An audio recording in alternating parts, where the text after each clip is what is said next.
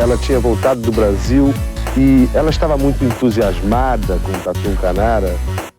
Não sei, isso aí pode ser intuição da mãe, sei lá, de outras crianças conversando, não sei. 10! Nota 10! O senhor vai gostar, hein? Bebê diabo parou o táxi na avenida. Ao vivo?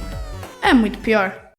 Olá, eu sou o Danilo Corsi. E eu sou a Camila Kintzel. Prepare sua ginga porque hoje nós vamos adentrar no universo da capoeira.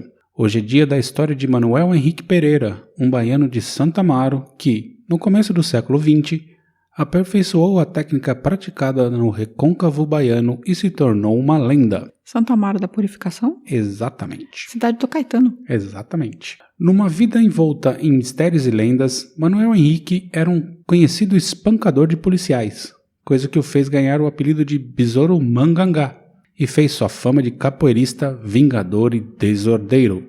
Essa é uma história que foi pedida por nosso ouvinte, Charles de Castro. Mas antes, vamos falar dos nossos patrocinadores. Se você precisa de uma loja online para começar a vender o que você faz, fale com o pessoal do siteguy.dev. Eles têm inúmeras soluções e com preços imbatíveis. Vá em www.siteguy.dev, é siteguy.dev. Entre em contato e fale que ouviu por aqui que eles prometeram um descontinho. Ó que coisa boa. E, para continuar, Camila, o que o Drinco nos mandou hoje para acompanhar a história? O vinho de hoje é o português Capoeira Tinto 2014, que vem da região do Tejo e é feito apenas com as uvas Castelão e Cabernet Sauvignon. A coisa boa é que esse vinho está por apenas R$ 58,00 lá no drinco.com.br. Vai lá e compra um bom vinho e agende a gente aqui. Brinde história? Tchim, tchim. Tchim, tchim.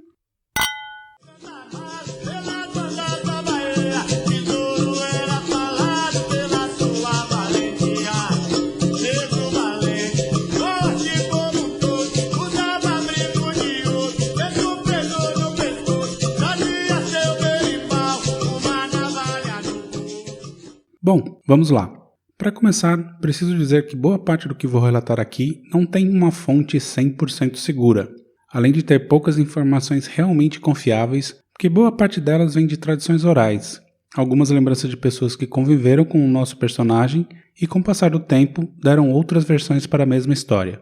Mesmo assim, se não foi 100% do que eu vou falar, a coisa foi muito próxima. Manuel Henrique Pereira nasceu em Santa Amaro da Purificação, na Bahia, em 1897. Filho de Maria José e João Grosso Pereira, passou sua infância nos canaviais do recôncavo baiano. João Grosso. João Grosso. Se você levar em consideração que quando nasceu havia passado apenas 9 anos desde a abolição da escravatura, dá para ter uma ideia do tipo de vida que um pequeno menino preto e pobre tinha lá nas fazendas de cana da região. A verdade era que ali, apesar do fim da escravidão, tudo meio que permanecia o mesmo. Isso fez se aproximar muito da cultura dos ex-escravos, especialmente o candomblé e a capoeira. E desde pequeno, não se tem a idade exata que começou a treinar capoeira, mas alguns relatos apontam para os 8 anos. Seu treinador era o mestre Alípio, que o iniciou na prática na rua do Trapiche de Baixo, em Santa Amaro. Mestre Alípio era uma lenda, uma das poucas vozes negras que tentava se impor diante dos coronéis locais. E teria sido ele quem batizou Manuel de Besouro Mangangá, devido à agilidade do menino. Mas esta origem do apelido é disputada, vamos ver já já. Mas aqui cabe falar que o Besouro Mangangá, na verdade, é um zangão, uma abelha, também conhecida como abelhão, mamangava ou mata-cavalo, de cor negra, o que faz o parecer muito com um besouro. Ah, eu sei, aquela muito apavorante. A gente chama de mamangava lá de onde eu venho. Mangangava também. Não, mamangava. Ah, tá. Aí é no Paraná, eu não sei. Chama de mamangava. Mas dizem que é muito dócil e ajuda na plantação de maracujá. Não parece nada dócil. Ela é só perigosa de olhar, mas parece que é boazinha. Nada dócil. E conforme ele foi crescendo, sua habilidade na capoeira também. E a capoeira praticada na época no recôncavo baiano era quase uma coisa própria. A luta em si tinha o uso de armas como faca e navalha, e o chapéu era usado como elemento de defesa no caso de ataque armado. E ainda tinha um elástico que basicamente servia para arremessar a faca ou a navalha, ferir o adversário e trazê-lo de volta novamente. Badass total, não é não, Camila? Pô, dava pra fazer um filme com isso. Tem um filme, eu vou falar do filme do besouro. De jogar a navalha e puxar de volta com elástico? Pois é. Bom, então temos neste cenário Manuel sendo o principal nome da capoeira local. Ninguém conseguia vencê-lo, mas aí temos um problema. A capoeira foi proibida bem no início dos anos 1920, com a justificativa bizarra que era a roça de negros, crime brutal para as elites. Então temos a capoeira proibida e um adolescente mega especialista na parada florescendo. Ia dar problemas. E deu. Manuel desenvolveu o gosto peculiar de provocar policiais arrancando os chapéus deles sempre que tinha uma treta envolvendo a capoeira. Então ele arrancava chapéus de policiais. Ele arrancava. Certa vez, de saco cheio disso, um grupo de policiais o encurralou num bar. Besouro começou a descer o cacete nos gambés, cerca de 10, mas a certa altura da peleia teria desaparecido do nada. Aí teria sido a segunda versão do seu apelido Besouro. As pessoas acreditavam que ele tinha se transformado em um e fugido do local.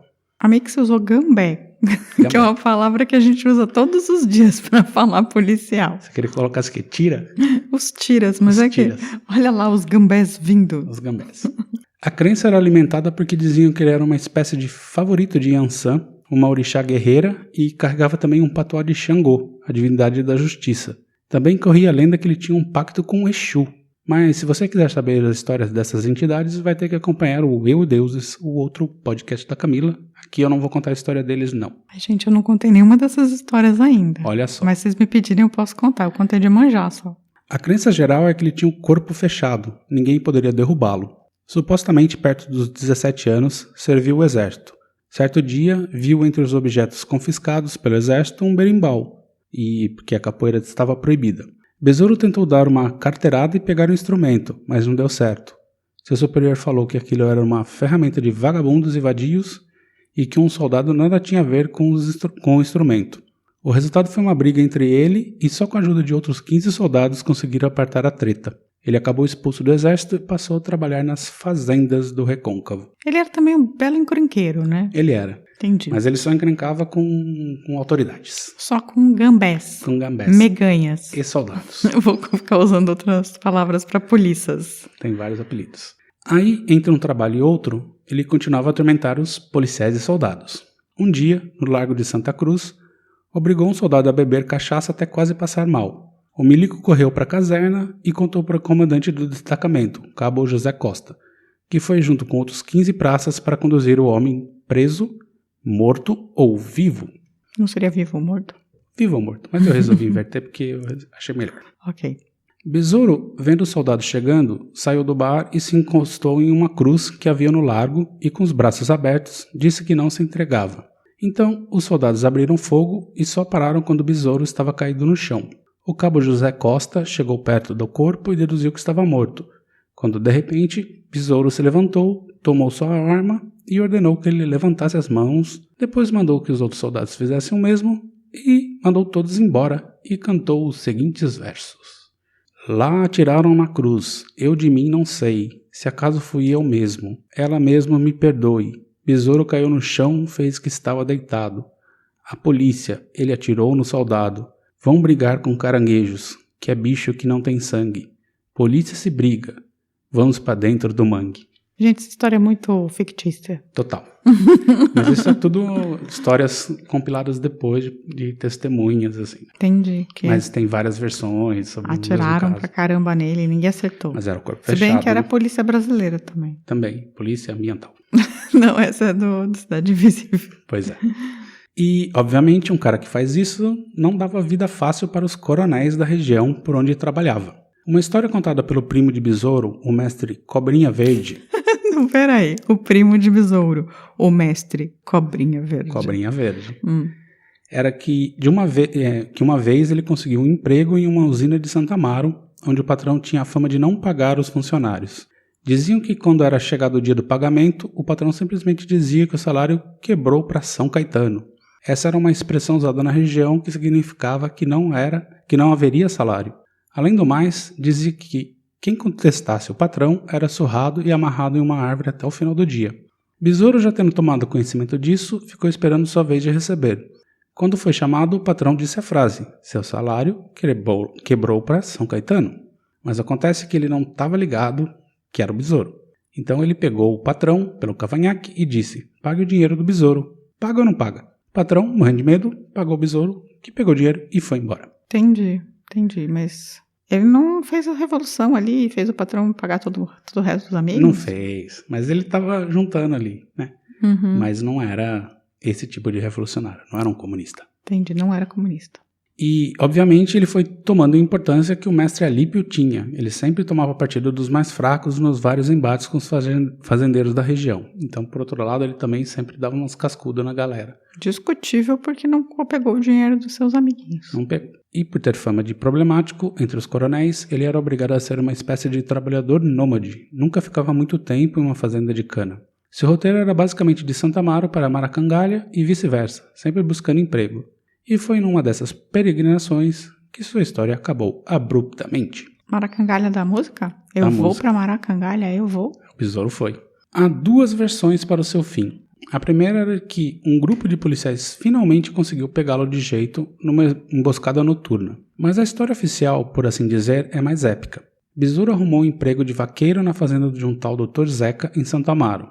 Esse tal Zeca tinha um filho apelidado de Memeu, que era uma espécie de valentão da fazenda, um buller, atacando os negros que lá trabalhavam. Besouro tomou as dores, discutiu com Memeu e o cobriu de porrada. Zeca ficou pistolaço que ele socou o rebento, colou no Besouro e falou: sobe aí uma trilha de suspense, editor. B. Agora você vai ter um filho, não pode ficar mais aqui. Acho melhor você ir lá para minha outra fazenda em Cangalha. Assim não teremos mais problemas. Leve essa carta aqui e entregue para o administrador.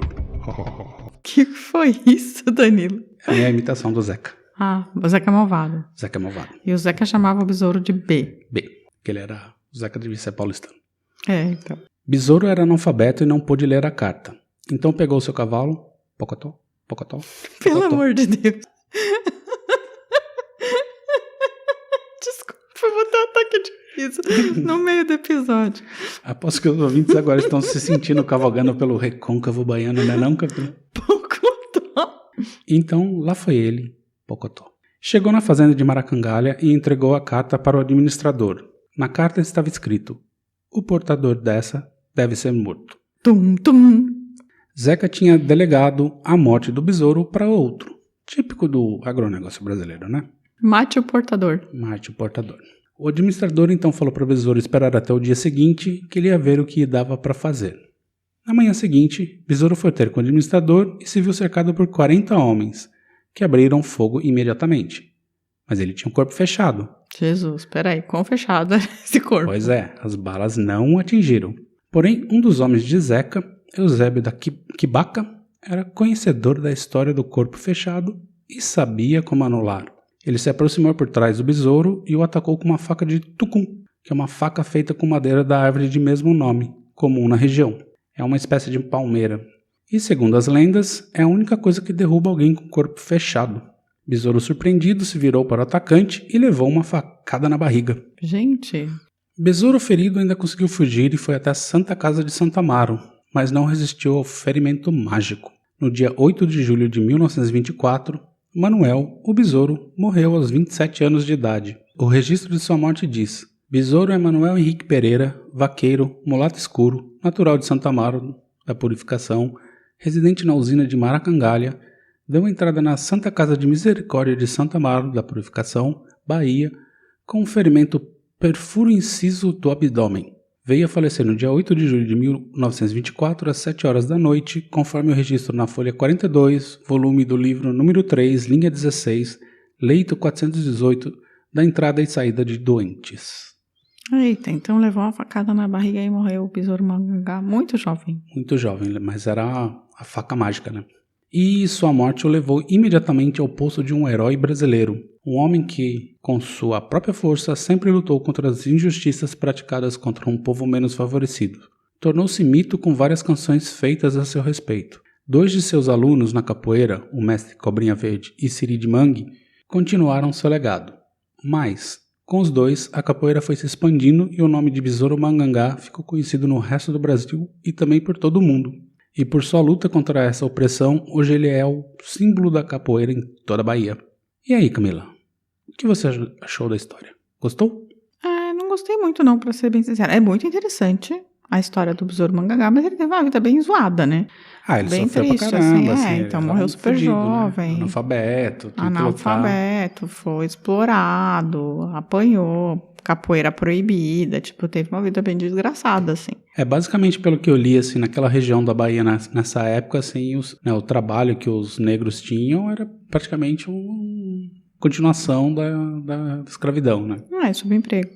Agora, mas assim, por outro lado é muito interessante, eu não conhecia, não tinha ideia de quem era o Besouro Mangangá. Ele era ele é um mito, assim, da capoeira. Porque parece que ele lutava muito, assim, ele era muito bom no que fazia, ninguém conseguia derrubá-lo. Interessante. E, pra quem quiser saber mais, tem um documentário no YouTube bem interessante, só procurar por Besouro Mangangá que vai aparecer. E tem também o filme Besouro, de 2009. Não é o Besouro Verde como Bruce Lee. Não. A história é um pouco diferente, tudo que eu narrei aqui acontece num lugar só, assim, só num momento na vila ali, tudo vai passando. E ele era um fugitivo que ficava escondido na mata e tal. Mas o filme é bem divertido, vale ver. O besouro vira meio um clã das adagas voadoras. Olha. Ele tá sempre voando e quando ele pula, assim, ele gira. ótimo. É muito legal. E é isso. Agora vamos dar uma pausa e já voltamos. Quebrou pra São Caetano, um caso que sucedeu. Besouro de Mangangá que trabalhou e não recebeu. Não queria estar não, na pele do patrão.